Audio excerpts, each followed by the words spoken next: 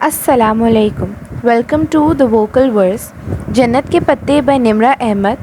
باب 4 part 2 audio book. وہ گہری نیند میں تھی. سیاہ گھپ اندھیرے میں جب دور ایک چیختی ہوئی آواز نے سماعت کو چیرا. اندھیرے میں درار پڑی. دور سے آتی آواز قریب ہوتی گئی. اس نے پلکیں جدا کرنی چاہییں تو جیسے ان پہ بہت بوجھ تھا. بمشکل آنکھیں کھلی تو چند لمحے سے حواس بحال کرنے میں لگے. اس نے ارد گرد دیکھا. ڈور میں پرسکون سی نیم تاریکی چھائی تھی. کونے میں مدھم سا نائٹ بلب جل رہا تھا. ڈی جے، ٹولی اور چیری اپنے اپنے بستروں میں کمبل ڈالے سو رہی تھی. دیوار پہ آویزہ بڑے کلاک کی چمکتی سوئیاں رات کے 1 بجنے کا پتہ دے رہی تھی. وہ چنگھاڑتی آواز ابھی تک آ رہی تھی. اس نے نیند سے بوجھل ہوتا سر دائیں جانب گھمایا. کہنی کے بل ذرا اوپر ہوئی اور تکیے تلے ہاتھ ڈال کر موبائل نکالا. اس کا ترکی والا موبائل بج کر اسی پل خاموش ہوا تھا. وہ 2 مسڈ کالز. اس نے تفصیل کھولی تو چمکتی اسکرین سے آنکھیں پل بھر کو چندھیا گئیں. حیا نے پل کے سکیڑے ہاتھ سے بال پیچھے ہٹاتے ہوئے اسکرین کو دیکھا. تایا فرقان موبائل 7 بریکٹ میں 2 کا ہندسہ تھا. حیا نے اسکرین کے کونے پہ لکھے ٹائم کو دیکھا. رات کا 1 بج رہا تھا. یہاں 1 بجا تھا تو پاکستان میں 3 بجے ہوں گے. آدھی رات کو آنے والا فون اور مہمان کبھی اچھی خبر نہیں لاتے، اور نہ ریسیو کر سکنے والی کال اس پرچی کی مانند ہوتی ہے جو کوئی گھونپ کر نکالنا بھول گیا. اس کی ساری نیند اور سستی پل بھر میں بھاگ گئی. تایا اس وقت کیوں کال کر رہے تھے؟ وہ ٹھیک تو تھے. اماں، ابا، روہیل سب ٹھیک تو تھے. پتہ نہیں کیا مسئلہ تھا. وہ تڑپ کر واپس کال ملانے لگی. پھر یاد آیا کہ اس میں بیلنس نہیں تھا. اس نے بے بسی سے اپنے پاکستانی موبائل کو دیکھا جو تکیے کے اس طرف رکھا تھا. اس میں بھی بیلنس ختم تھا، بلکہ اس فون میں تو ترکی آنے کے بعد بیلنس ہی نہیں ڈلوایا تھا. اس نے کمبل پھینکا اور سیڑھیاں پھلانگ کر نیچے اتری. وہ اپنے نائٹ سوٹ میں ملبوس تھی. گلابی چیک والا ٹراؤزر اور کھلا لمبا کرتا. ڈی جے موبائل دو اپنا. اس نے ڈی جے کے بینک پہ چڑھ کر اس کو جھنجھوڑا. وہ بمشکل ہلی. نیند مت خراب کرو میری، سیدھی جہنم میں جاؤ گی تم. بند آنکھوں سے بڑبڑاتے ہوئے اس نے کروٹ بدل لی. اس کا موبائل وہیں تکیے کے ساتھ رکھا تھا. حیا نے موبائل جھپٹا اور نیچے اتری. ٹولی کے بینک کی کرسی کھینچ کر بیٹھی اور اپنے موبائل سے تایا کا نمبر دیکھ کر ڈی جے کے فون پہ ملانے لگی. فون نمبرز حیا سلیمان کو کبھی زبانی یاد نہیں رہے تھے. نمبر ملا کر اس نے فون کان سے لگایا. لمحے بھر کی خاموش کے بعد وہ مشینی نسوانی آواز ترک میں کچھ بکنے لگی، جس کا مطلب یہ تھا کہ ڈی جے ذلیل کا بیلنس بھی ختم تھا. اس نے جھنجھلا کر فون کان سے ہٹایا. یورپی یونین کا سارا اسکالرشپ استقلال اسٹریٹ اور جواہر میں شاپنگ پہ اڑا دینے والیوں کے ساتھ یہی ہونا چاہیے تھا. اسی پل فون پھر سے بجا. تایا فرقان کالنگ. اس نے جھٹ سے کال اٹھائی. ہیلو حیا، تمہارے پاس اس نمبر کے علاوہ کون سا دوسرا نمبر ہے؟ وہ تایا فرقان ہی تھے اور اتنے غصے سے بولے تھے کہ وہ کانپ گئی. جی کیا؟ حیا، میرے ساتھ بکواس مت کرو. مجھے بتاؤ تمہارے پاس دوسرا کوئی نمبر ہے؟ وہ نیند سے جاگی تھی اور کبھی بھی اتنی حاضر دماغ نہیں رہی تھی، مگر ساری بات سمجھنے میں اسے لمحہ لگا تھا. ارم پکڑی گئی تھی. ارم آدھی رات کو کسی سے فون پہ بات کرتی پکڑی گئی تھی. نہیں تایا ابا، میرے پاس یہی ایک نمبر ہے اور دوسرا یو فون کا جو آپ کے پاس آلریڈی ہے. تمہارے پاس موبی لنک کا کوئی نمبر نہیں ہے؟ نہیں تایا ابا، آپ بے شک ابا سے پوچھ لیں. یہ نمبر ان کے نام ہے اور میں نے دوسرا نمبر رکھ کر کیا کرنا ہے؟ اچھا ٹھیک ہے. انہوں نے کھٹ سے فون بند کر دیا. اس نے گہری سانس لے کر موبائل کان سے ہٹایا اور دوسرے ہاتھ سے چہرے پہ آئے بال سمیٹ کر پیچھے کیے. تو ارم فرقان اصغر پکڑی گئی تھی. میری ارم بھی تو ہے. مجال ہے جو بنا سر ڈھکے کبھی گھر سے نکلی ہو. وہ ارم کے لیے متاسف بھی تھی اور فکرمند بھی، مگر دور اندر دل کے اس پوشیدہ خانے میں جو کوئی شخص دنیا کو نہیں دکھاتا، اس سے تھوڑی سی کمینی سی خوشی بھی ہوئی تھی. بہت اچھا ہوا تایا ابا، اس دور کے کھانے میں کسی نے کہا تھا. اب تو آپ کو بھی معلوم ہو گیا کہ دوسروں کی بیٹیوں پہ انگلیاں اٹھانے والے لوگوں کے اپنے گھروں پہ وہ انگلیاں لوٹ کر آتی ہیں. بہت اچھا ہوا تایا ابا. صبح سویرے اٹھتے ہی وہ اسی کرتے ٹراؤزر پہ ایک ڈھیلا ڈھالا سا سویٹر اور شال لپیٹ کر دیا اسٹور آ گئی۔ بال اس نے اب کیچر میں باندھ لیے تھے اور اپنے گلابی کینچی چپل پہن لی تھی۔ اسٹور سے اس نے کارڈ خریدا، ریچارج کیا اور موبائل پہ اماں کا نمبر ملاتی باہر کیفے کے برآمدے میں بچھی کرسی کھینچ کر بیٹھی۔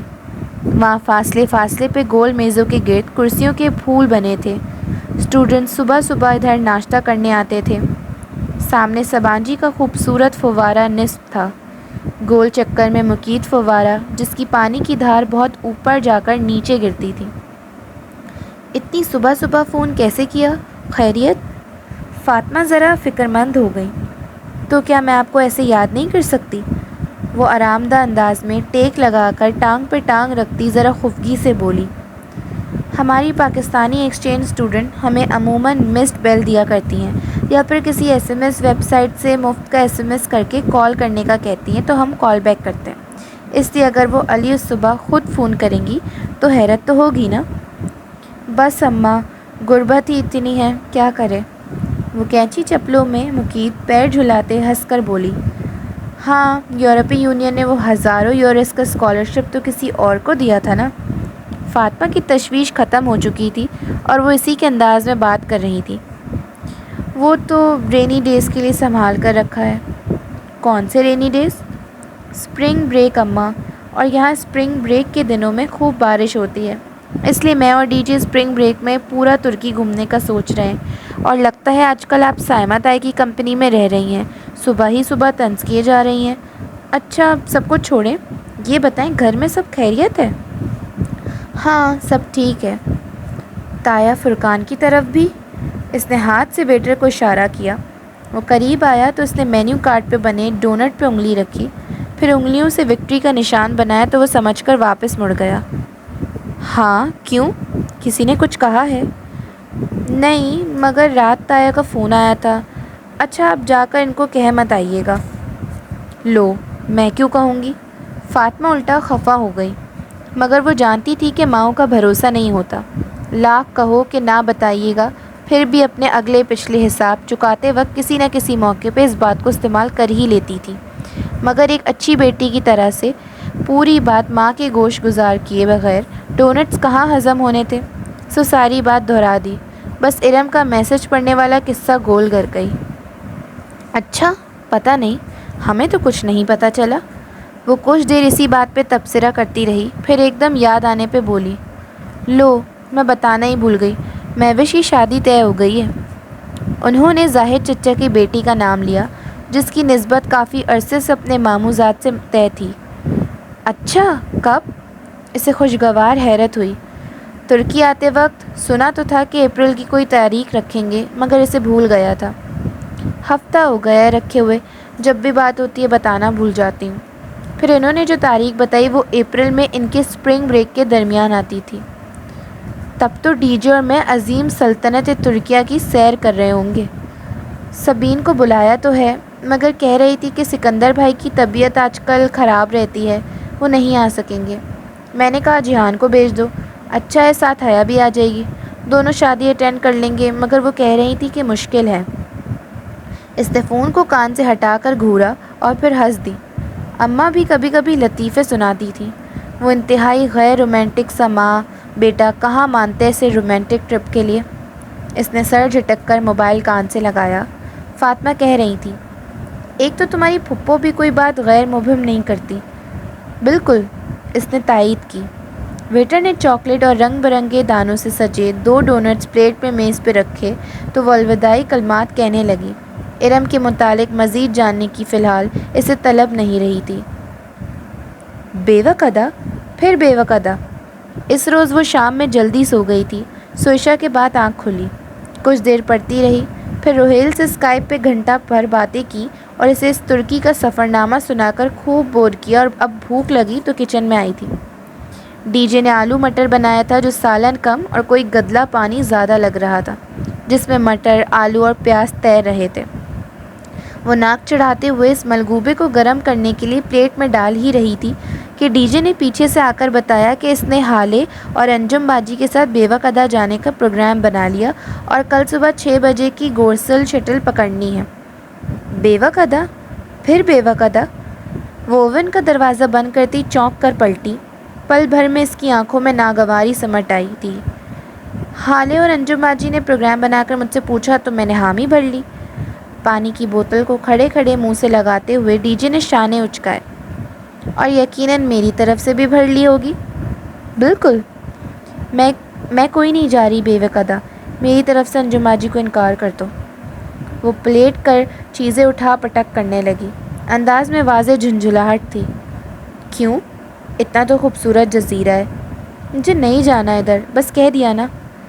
وہ ریفریجریٹر کا اوپر والا فریزر کھولے چند پیکٹ ادھر ادھر کرنے لگی۔ بالوں کا ڈھیلا جوڑا اس کی گردن کی پشت پہ جھول رہا تھا۔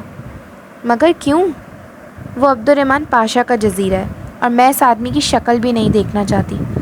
اس نے روٹیوں کا پیکٹ نکال کر فریزر کا دروازہ زور سے بند کیا، پیکٹ میز پہ رکھا، جمی ہوئی 2 روٹیاں نکالیں اور پلیٹ میں رکھیں۔ ان میدے کی بنی ترک روٹیوں کا نام انہیں معلوم نہیں تھا، بس دیا اسٹور پہ وہ فریزر میں نظر آئی تھی اور اتنی سمجھ تو انہیں تھی کہ انہیں مائکرو ویو میں گرم کر کے کھاتے ہیں۔ تب سے وہ یہی روٹیاں کھا رہی تھی۔ ڈی جے اس کے روٹی اوون میں رکھنے تک سکتے سے باہر آ چکی تھی۔ عبدالرحمن پاشا، وہ جس کا ذکر ہماری ہوسٹ آنٹی نے کیا تھا؟ ہاں وہی، کرمنل اسمگلر۔ مگر اس کا کیا ذکر؟ حالے نے کہا تھا کہ… حالے کو چھوڑو، میں سب بتاتی ہوں۔ پہلے کیچپ لاؤ، پھر انجم باجی کو کال کر کے پروگرام کینسل کرو۔ کھانا کھا کر وہ دونوں باہر آ گئی۔ رات گہری ہو چکی تھی، دونوں نے اونی سویٹر پہن رکھے تھے۔ وہ ڈارم سے بلاک سے نکل کر باتیں کرتی سبز زار پہ چلتی گئیں۔ پہلے ڈی جے نے انجم باجی کو فون کر کے معذرت کی اور جب اسے لگا کہ وہ ذرا ناراض ہو گئی ہیں کیونکہ ان دونوں نے خاصی پاکستانی حرکت کی تھی اور ترکی میں کمٹمنٹ توڑنا بہت برا سمجھا جاتا تھا، تو اس پاکستانی حرکت کو سنبھالنے کے لیے حیا نے فون لے لیا اور انہیں بتایا کہ اس کی پھپھو نے کل اسے اور اس کی فرینڈز کو اپنے گھر انوائٹ کیا ہے، سو انجم باجی اس کی دعوت قبول کر کے ان کے ساتھ چلیں، بیوہ قدا پھر کسی روز چلے جائیں گے۔ یوں انجم باجی مان بھی گئیں اور اب وہ دونوں چلتے چلتے دیا اسٹور کے سامنے والے فوارے کے منڈیر پر آ بیٹھی۔ فوارے کا پانی چھینٹیں اڑاتا ہوا نیچے گر رہا تھا اور اس پانی میں بنتے مٹتے بلبلوں کو دیکھتے ہوئے حیا نے ساری کہانی الف تا یہ اس کو سنا ڈالی۔ ڈی جے کتنی دیر تو چپ بیٹھی رہی، پھر آہستہ آہستہ سوچ کر کہنے لگی، تو وہ پنکی میجر احمد تھا جو ہمیں مارکیٹ میں ملا تھا؟ بالکل۔ اور ڈالی اصلی خواجہ سرا تھا؟ شاید وہ ان کا پرانا ملازم ہے۔ اور تم منہ اٹھا کر اس کے گھر میں چلی گئی؟ منہ اٹھا کر کیا، میرا پاسپورٹ تھا اس پرس پہ، اور اچھا ہی ہوا، ساری بات تو کلیئر ہو گئی۔ وہ اپنی غلطی مانتی، یہ ناممکن تھا۔ مگر تم نے اسے فون کر کے بہت غلطی کی۔ تو بھگت رہی ہوں نا وہ غلطی۔ اس ظالم شخص نے یہ نہیں سوچا کہ جہان کے پاس اس ریسٹورنٹ کے علاوہ کچھ نہیں ہے اور اس نے اسی کو ایسے تباہ و برباد کر دیا۔ اب یقیناً وہ اس کی لینڈ لیڈی کی شہ دے گا کہ وہ ریسٹورنٹ واپس حاصل کر لے۔ وہ سخت نادم تھی۔ تمہیں کیا لگتا ہے وہ تم سے واقعی محبت کرتا ہے؟ کسی کو اذیت پہنچانا محبت نہیں ہوتی۔ کچھ دیر وہ یوں ہی اسی بات کو ہر پہلوؤں سے ڈسکس کرتی رہی، پھر ڈی جے نے ہاتھ اٹھا کر حتمی انداز میں کہا، ایک بات تو طے ہے، اب یہ معاملہ ختم ہو چکا ہے، اب وہ تمہارے پیچھے نہیں آئے گا۔ وہ سر ہلا کر اٹھ گئی۔ رات بہت بیت چکی تھی، اب ان کو واپس جانا تھا۔ سبز زار پہ چلتے ڈارم بلاک کی طرف بڑھتے ہوئے وہ سوچ رہی تھی کہ اپنے مسئلے کسی کو بتانے سے وہ حل نہیں ہوتے۔ دل کا بوجھ کسی کے سامنے ہلکا کرتے کرتے بعض دفعہ ہم اپنی ذات کو ہی دوسرے کے سامنے ہلکا کر دیتے ہیں۔ پریشانیاں بتانے سے کم ہو سکتی ہیں، ختم نہیں، جیسے اس کی پریشانی ابھی تک اس کے ساتھ تھی۔ کلاس روم کی کھڑکیوں سے سورج کی روشنی چھن کر اندر آ رہی تھی۔ صبح کی نم ہوا بار بار شیشوں سے ٹکرا کر پلٹ جاتی۔ جیو انفارمیشن سسٹم کے پروفیسر اپنے مخصوص انداز میں لیکچر لے رہے تھے۔ اس کے ساتھ بیٹھی ڈی جے بظاہر بہت توجہ سے لیکچر سنتی رجسٹر پہ لکھ رہی تھی۔ وہ ہر چند لفظ لکھ کر سر اٹھا کر پروفیسر کو دیکھتی، ذرا غور سے ان کے اگلے الفاظ سنتی اور پھر سمجھ کر سر ہلاتی دوبارہ لکھنے لگ جاتی۔ حیا نے ایک نگاہ اس کے رجسٹر پہ ڈالی. وہاں اس کا چلتا قلم لکھ رہا تھا. تم لوگوں کا اسپرنگ بریک کا کیا پروگرام ہے؟ کدھر جاؤ گے اور کون کون تمہارے ساتھ جا رہا ہے؟ آخری لفظ لکھ کر اس نے گردن سیدھی کر کے پورے اعتماد سے پروفیسر کو دیکھتے ہوئے رجسٹر دائیں جانب بیٹھے معتصم کو پاس کر دیا. یہ ان کی اور فلسطینیوں کی واحد مشترکہ کلاس تھی. معتصم نے ایک نگاہ کھلے رجسٹر پہ ڈالی اور پھر سر جھکا کر کچھ لکھنے لگا. جب رجسٹر واپس ملا تو اس پہ انگریزی میں لکھا تھا: ہم ٹرکی کے ٹور پہ جا رہے ہیں. 7 دن میں 7 شہر. ہم پانچوں اور ٹولی. اور تم لوگوں کا کیا پروگرام ہے؟ اف، پھر یہ ٹولی. ڈی جے کوف سے جواب لکھنے لگی. ہم بھی 7 دنوں میں 7 شہر گھومنے کا سوچ رہے ہیں. اس نے رجسٹر آگے پاس کر دیا اور پھر ذرا ٹیک لگا کر بیٹھ گئی. معتصم اب صفحے پہ چند الفاظ گھسیٹ رہا تھا. تو ہمارے ساتھ چلو نا. تم لوگوں کو کب نکلنا ہے؟ پہلی چھٹی والے دن. معتصم نے اپنا پروگرام بتایا. ہم نے دوسری چھٹی پہ نکلنا ہے، سو تمہارے ساتھ مشکل ہوگا. چلو پھر چھٹیوں کے بعد ملیں گے. No problem. ساتھ میں معتصم نے ایک مسکراتا ہوا چہرہ بنایا. حیا دانت پہ دانت جمائے بمشکل جمائیاں روکنے کی صحیح کر رہی تھی. اسے اس کلاس سے زیادہ بورنگ کوئی کلاس نہیں لگتی تھی. دفتر معتصم نے رجسٹر ڈی جے کی جانب بڑھایا تو اس پہ لکھے الفاظ کو پڑھ کر ڈی جے نے رجسٹر حیا کے سامنے رکھ دیا. حیا نے ذرا سی گردن جھکا کر دیکھا. اوپر اس نے انگریزی میں لکھا تھا: ٹرانسلیٹ ان اردو پلیز. اس کے نیچے عربی عبارت لکھی تھی: کیف و خالق. حیا نے قلم انگلیوں کے درمیان پکڑا اور اردو ہجوں میں لکھا: آپ کا کیا حال ہے، اور رجسٹر واپس کر دیا. معتصم اور حسین کو آج کل ڈی جے سے اردو الفاظ سیکھنے کا شوق چڑھا ہوا تھا.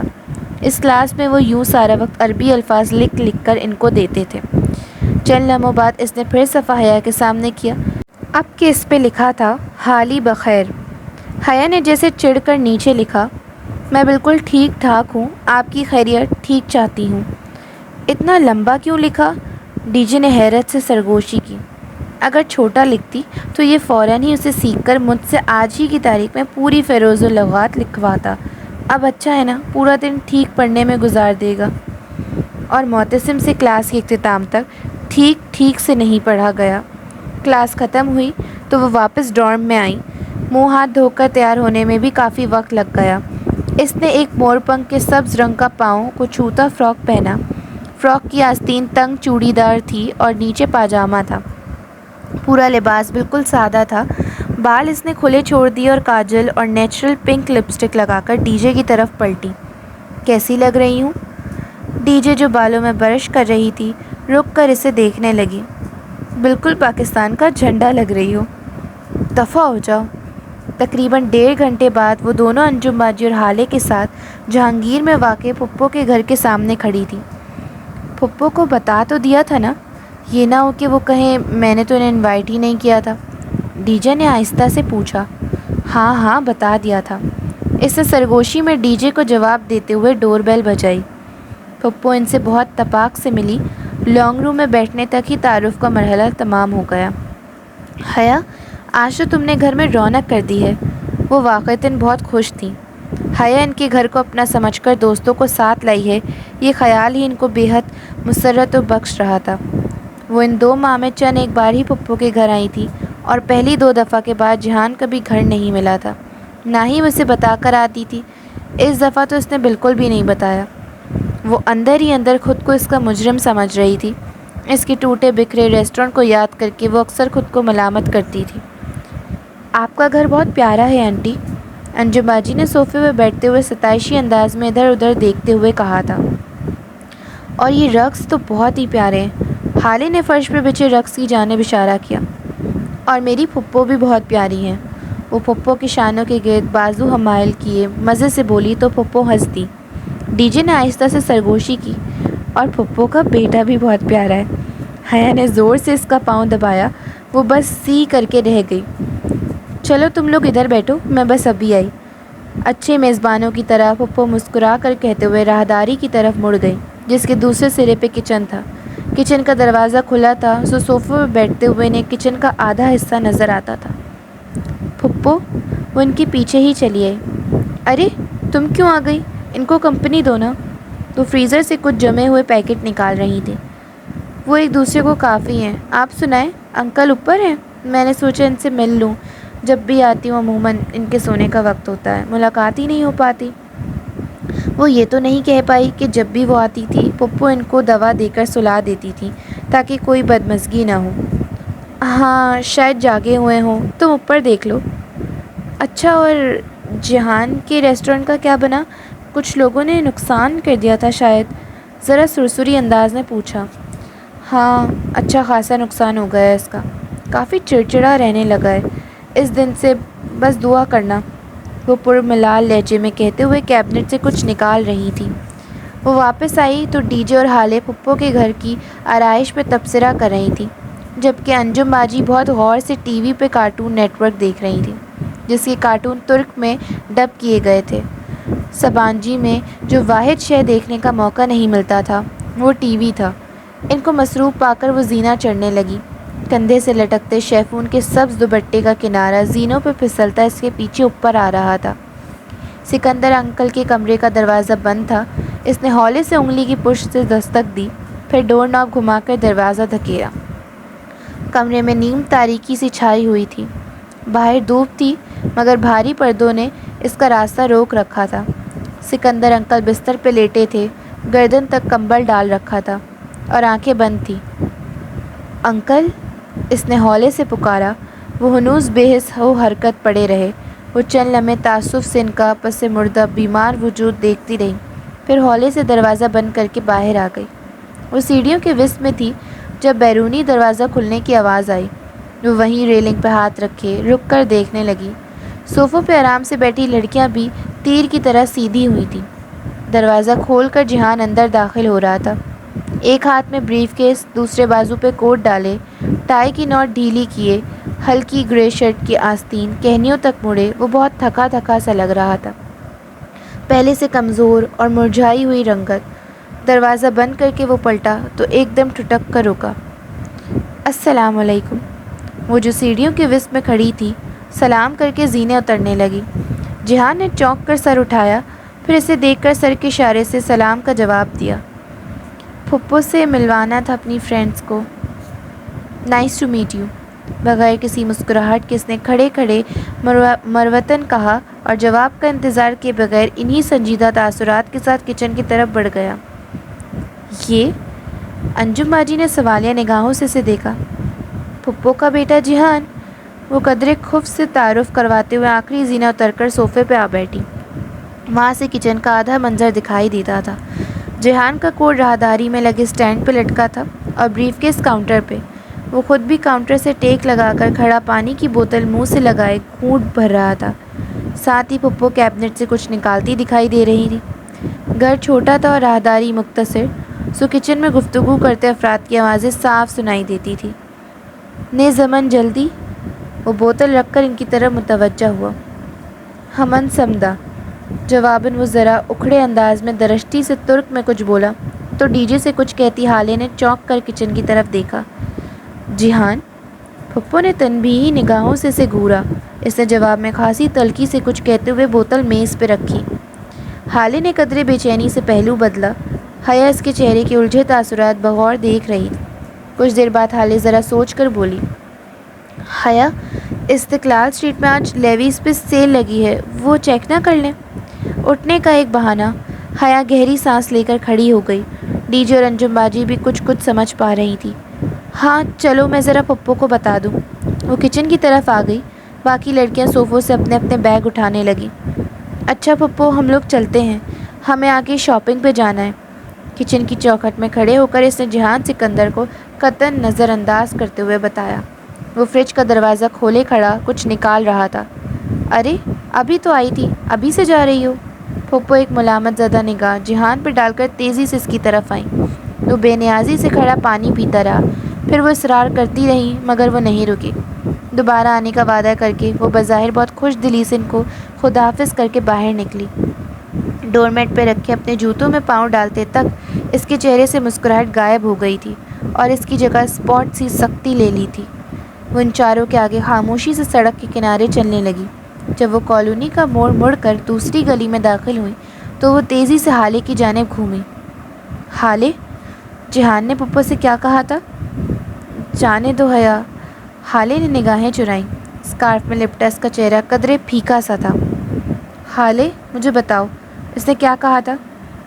حیا، وہ کسی اور بات پہ اپسیٹ ہوگا، تم چھوڑ دو اس قصے کو۔ ہالے نور چولگ لو، میں تم سے کچھ پوچھ رہی ہوں۔ اس نے کندھوں سے پکڑ کر ہالے کو جھنجھوڑتے ہوئے اس کا پورا نام لیا۔ چولگ لو یعنی کہ اس گاؤں کی ہالے نور۔ اچھا ٹھیک ہے، پھر سنو۔ اس نے پہلے پوچھا کہ یہ کب آئی ہیں، پھر کہا کہ ان کے لیے اتنا پھیلاؤ کرنے کی کیا ضرورت ہے، اور پھر اس نے کہا کہ میں سارا دن کتوں کی طرح اس لیے نہیں کماتا کہ آپ یوں ضائع کرتے۔ اس کے کندھوں پہ رکھ کے حیا کے ہاتھ نیچے جا گرے۔ بہت آہستہ سے وہ پلٹ گئی۔ حیا، چھوڑ دو۔